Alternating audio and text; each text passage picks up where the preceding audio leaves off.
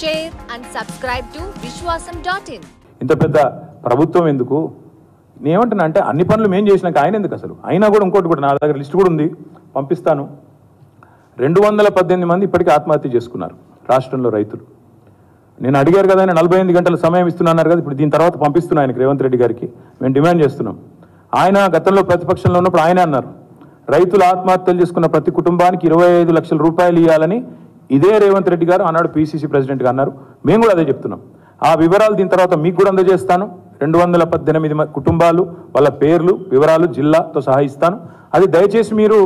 రేవంత్ రెడ్డి గారికి ఇవ్వండి ప్రజలకు ఇవ్వండి ఆ ప్రతి కుటుంబానికి ప్రభుత్వం 25 లక్షల రూపాయలు చెల్లించాలని చెప్పి నేను డిమాండ్ చేస్తాను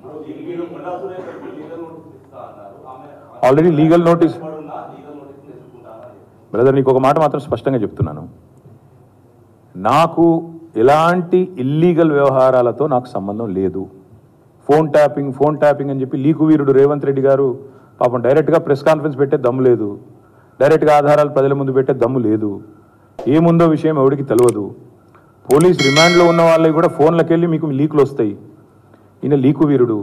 మరి లీకు వీరుడు ఏదో కష్టపడి నా క్యారెక్టర్ అసాసినేషన్ చేయాలనే ప్రయత్నంలో చాలా బలంగా ఉన్నాడు ఎవరో హీరోయిన్లను నేను బెదిరించిన అంటది ఆ మంత్రి ఆమెకు నెత్తుందా లేదా నాకు తెలియదు నాకు అంత కర్మ ఏంది నాకు ఈ దిక్కుమాలిన పనులు చేయాల్సిన పరిస్థితి ఏంది నాకు ఎలాంటి ఫోన్ ట్యాపింగ్ వ్యవహారంతో నాకు ఎలాంటి సంబంధము లేదు ఈ అడ్డమైన మాటలు ఎవరైనా మాట్లాడితే చెత్త మాటలు ఎవరైనా మాట్లాడితే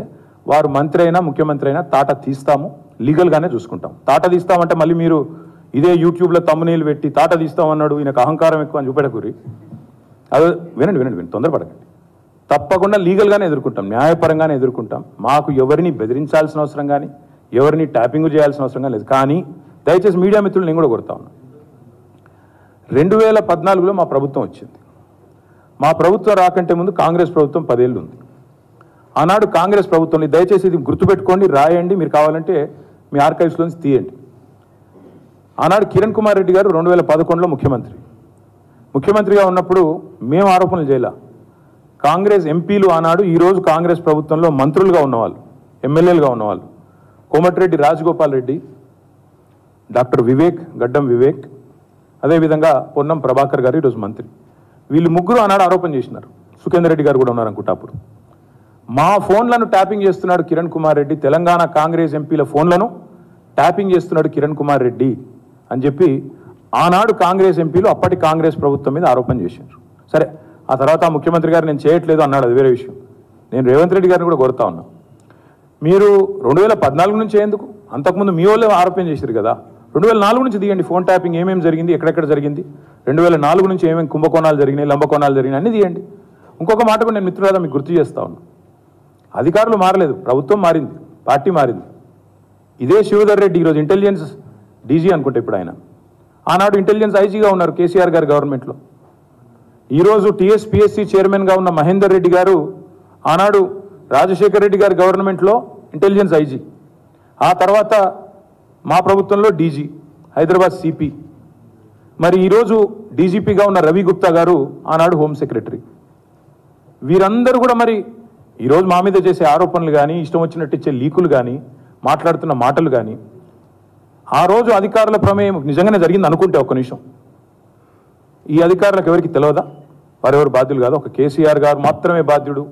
అనే లైన్లో ఇవాళ ఏదైతే లీకులు ఇస్తున్నారో లీకు వీరుడు నేను అడుగుతా ఉన్నా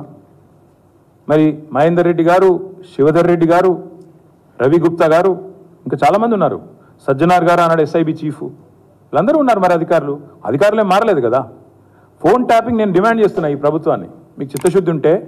2004 మొదలుపెట్టు ఏమేమి ట్యాపింగ్లు జరిగినాయి నేను నా ఆరోపణ కాదు కదా ఈరోజు నీ ప్రభుత్వంలో నీ పక్కన కూర్చున్న పొన్నం ప్రభాకర్ గారే ఆ రోజు ఆరోపణ చేసిండ్రు ఏమని ఆనాడు కిరణ్ కుమార్ రెడ్డి ప్రభుత్వం నా ఫోన్ ట్యాపింగ్ చేస్తుంది మరి అది వాస్తవమా కాదా బయటికి విచారణ గ్యాంబిట్ పెంచు ఆనాడు అధికారులందరినీ పిలిపి రిటైర్డ్ ఉన్న వాళ్ళందరినీ పిలిపి నీ కాంగ్రెస్ ప్రభుత్వం ఫోన్ ట్యాపింగ్ చేసిందా లేదా చూద్దాం ఇంకోటి బ్రదర్ మీరు మర్చిపోయినట్టున్నారు నేను మర్చిపోలేదు నాకే ఐఫోన్ వాళ్ళు యాపిల్ వాళ్ళు మెసేజ్ పంపినారు నీ ఫోన్ సర్వేలెన్స్లో ఉంది అంటే నేను దాని స్క్రీన్ షాట్ కూడా మీరు చూసుకోండి కావాలంటే ట్విట్టర్లో అప్పుడే పెట్టినా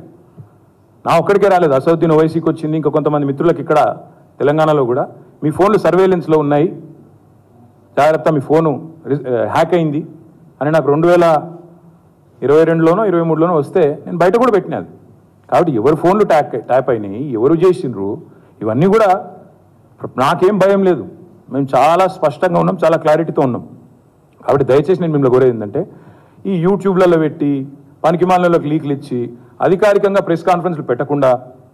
రిమాండ్ రిపోర్ట్లు అని చెప్పి లీకులు చేసి ఎన్ని రోజులు బతుకుతారండి, ఎన్ని రోజులు టైంపాస్ చేస్తారు? రైతుల సబ్జెక్టు మాట్లాడరు. నిన్న ఒక విలేకరు నిజాయితీగా అడిగిండు రేవంత్ రెడ్డి గారు, 2 లక్షలు రుణమాఫీ చేస్తా అన్నారు కదా సార్, ఇంకా చేయలేదు కదా మరి మీరు, ప్రజలు అడుగుతున్నారు అంటే వెకిలి నవ్వులు చెప్పి ఆయన చెప్పిండు కదా, ఎవడు కమిటీ కమ్మన్నాడు ఆయనను?